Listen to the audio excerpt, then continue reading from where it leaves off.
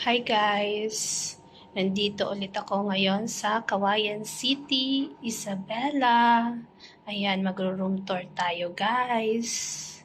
Nakabook ako dito sa Maximilian Hotel.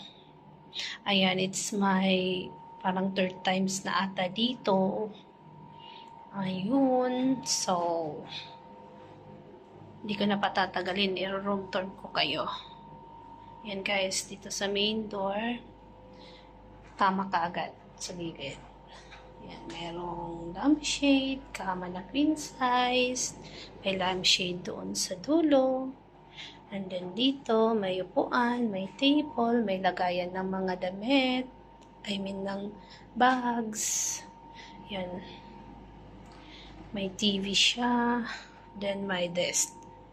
May lampshade. So yan guys, maganda, medyo comfy. Hindi lang medyo, comfy talaga yung nila, yung bed. Sobrang lambot ng bed at ng pillows, yun ang gusto ko. So yan guys. And then dito, yan mayroong damit, lagayan ng damit. Yan, meron siyang kettle dyan. Yung tubig nila guys, doon sa labas kukunin. Ayan. Water. Ayan, meron sila ditong complimentary na coffee. Then, meron ditong yan, hangeran ng damit, and then safety deposit box, and then meron sila doong ang tawag dito, yung sleeper. So yun guys, ganito lang kaliit yung room. Ganito lang kaliit yung room. Pero ang importante, malinis. So yun guys, meron silang ganyan. Ayan, do not disturb, makeup room, card key. Meron silang ganito for safety. Double lock. Yeah. May full body size mirror sila dyan. Hello! So, dito mayroong glass door papuntang CR. So, ito siya guys. Ito yung shower. And, meron silang body wash and body shampoo. Shampoo and conditioner. So, yun guys. Ito meron silang dental kit, dalawa. Then, soap. Then, meron silang pa-blower. Yan. Towels. Tissue. Yan. May bidet. Okay din naman dito. Malinis yung floor.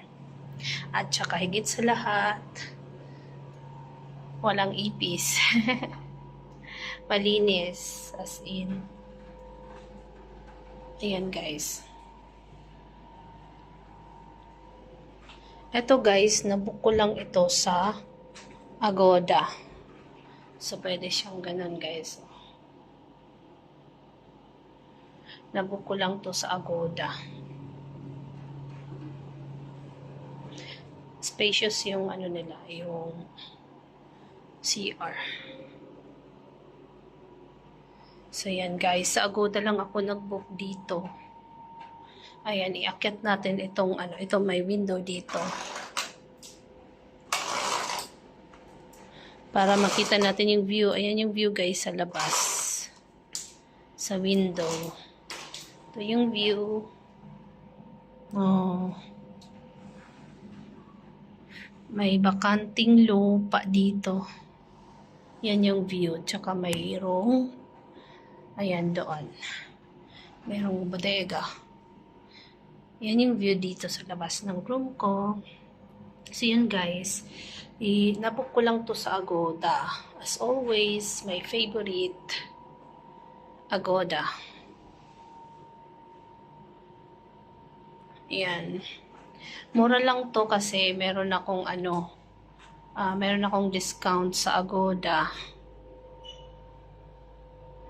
Usually, yung original price nito is nasa mga 5,000 plus, ganun. Yung regular price nila. Pero, 50% discount ako, guys.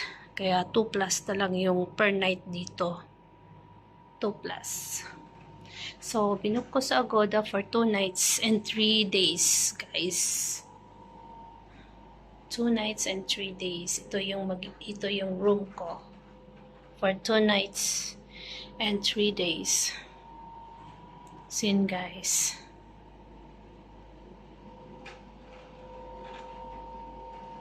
Yan yung mga things ko. So, yung comfy. Last time, doon ako, queen size bed pala ito, guys. Deluxe queen yung binook ko. Deluxe queen. So, last time, this is located sa second floor. Pero last time, yung queen size bed, nasa baba. So, ito. Tas yung second time, nasa ako naman, sa parang king size na room. Yun. Pero medyo pricey yun. Tas malaki din. Mas spacious yung room. Pero ito okay na. Mura lang. Murang-mura lang siya. So yun guys. Hanggang dito na lang muna yung ating room tour. Kasi kukuha ko ng tubig guys. Nasa hallway lang yung tubig, kaya nauuhaw ako guys. Tapos hindi pa rin ako nagla-lunch. It's already 3:30 in the afternoon. Nag-breakfast lang ako kanina sa bahay. Then, hindi pa ako nakakapag-lunch kasi may ginawa. So, yun guys, mag-lunch muna ako. Siguro lunch, dinner na yun. In one, 2 in 1 para tipid guys. So, yun muna guys. Bye!